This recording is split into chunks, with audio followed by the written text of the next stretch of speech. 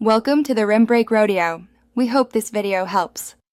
You begin by assembling parts and making the first electrical connections so you can test comms fast.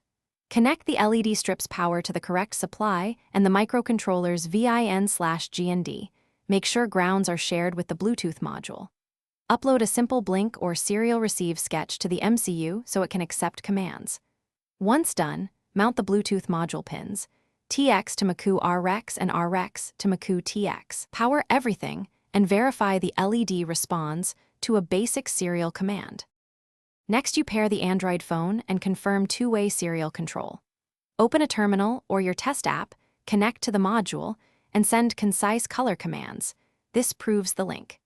Make sure the microcontroller parses commands into PWM values and clamps current to safe limits so LEDs won't overheat.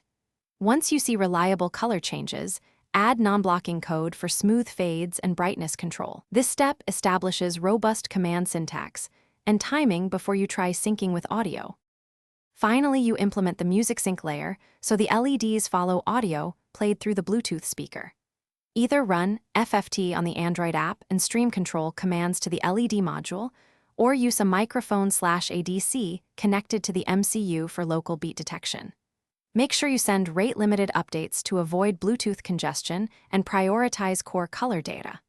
Once integrated, test at low volume and scale up. If colors stutter, reduce update frequency or check pairing stability and power wiring as the primary troubleshooting tip. Thanks for watching. Consider subscribing if we helped you.